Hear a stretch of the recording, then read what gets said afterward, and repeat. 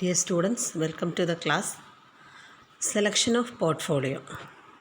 Choosing appropriate stocks is only the first phase of successful investing.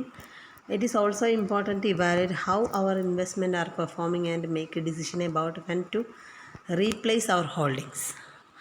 Successful investors keep regular watch over their portfolio and adjust them according to the conditions prevail in the stock market. The following factors need to consider the portfolio selection. അപ്പോൾ നമ്മളൊരു portfolio select ചെയ്യുമ്പോൾ നോക്കേണ്ട കാര്യങ്ങളൊക്കെയാണ് പറഞ്ഞത്. ഒരു നല്ലൊരു investor എന്ന് പറഞ്ഞാൽ എപ്പോഴും എന്തായിരിക്കും, സീക്ക് ടു സക്സസ് ആയിരിക്കും. എപ്പോഴും നമ്മൾ ലക്ഷ്യത്തിലേക്ക് നോക്കിക്കൊണ്ട് ഇരിക്കുന്ന ആളായിരിക്കും. ഒന്നാമത്തെ പറയുന്നത് equity. A typical dilemma for an investor today is whether to directly buy stock or alternative invest through the mutual funds.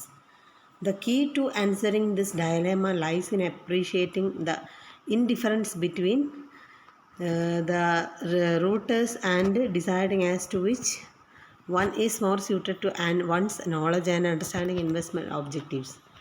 Risk appreciate and personal profile. അതായത് ഇപ്പോൾ നമ്മൾ ഇൻവെസ്റ്റ് ചെയ്യുമ്പോൾ ഒന്നുകിൽ നമ്മൾ നേരിട്ട് ഇൻവെസ്റ്റ് ചെയ്യാം, അതായത് നേരിട്ട് എന്ത് ചെയ്യാൻ വാങ്ങാം, ഡയറക്റ്റ്ലി വാങ്ങാം. അല്ലെങ്കിൽ നമുക്ക് എന്താണ് മ്യൂച്വൽ ഫണ്ട്സായിട്ട് നമ്മൾ എന്ത് ചെയ്യും, ഹെൽപ്പ് ചെയ്യും.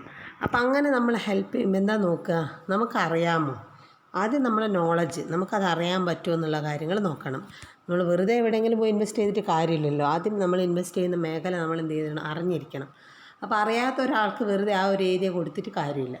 അപ്പോൾ ആദ്യം നമ്മൾ ഇൻവെസ്റ്ററെ നല്ലോണം പഠിക്കണം. എന്നിട്ട് എന്ത് ചെയ്യാൻ പാടുള്ളൂ, നമ്മൾ അയാൾക്ക് വേണ്ട കാര്യങ്ങൾ ചെയ്യാൻ പാടുള്ളൂ. Knowledge and skill. Meaning one's own portfolio requires a sufficient level of knowledge and expertise. Not many of us would have the educational qualifications, the knowledge and the experience of that of a typical fund manager, even if one had sufficient time, money and resources at one's disposal. അപ്പോൾ കഴിവുണ്ടായിരിക്കണം, അറിവ് മാത്രം പോരാ, എന്ത് വേണം, കഴിവും വേണം. അപ്പോൾ ഒരു സമയത്ത് എങ്ങനെയൊക്കെ നമ്മളിപ്പോൾ എന്തിലാണ് ഇൻവെസ്റ്റ് ചെയ്യുന്നത്, അതിൻ്റെ ലെവൽ എങ്ങനെയാണ്, ഇതൊക്കെ അറിഞ്ഞിരിക്കണം. നമുക്ക് നോളജ് ഉണ്ടായിരിക്കണം. അപ്പോൾ നമുക്ക് മനസ്സിലാക്കാനുള്ള കഴിവും വേണം. ഇപ്പോൾ ഇങ്ങനെ കാണുന്നുണ്ടെങ്കിൽ ഫ്യൂച്ചറിൽ ചിലപ്പോൾ ബാക്ക് ഓവർ ചെയ്യാം, താഴോട്ട് പോകണം. ഇതൊക്കെ അറിഞ്ഞുകൊണ്ടായിരിക്കണം നമ്മൾ എന്ത് ചെയ്യേണ്ടത്, ഇതിലേക്ക് ഇൻവെസ്റ്റ് ചെയ്യാൻ നോക്കേണ്ടത്, സെലക്ട് ചെയ്യേണ്ടത്. Then diversification.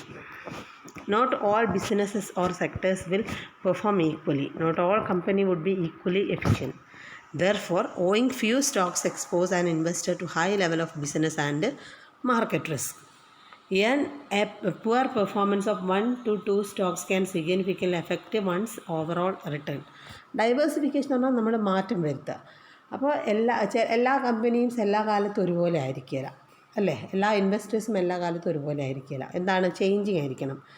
അപ്പോൾ ഒരു കമ്പനി എപ്പോഴും എഫിഷ്യൻ്റ് ആയിരിക്കണം എന്നില്ല, നേരെ മറിച്ച് ഒരു കമ്പനി എപ്പോഴും ബാഡ് ആയിരിക്കണം എന്നില്ല. ചിലപ്പോൾ ചിലത് നന്നാവാം.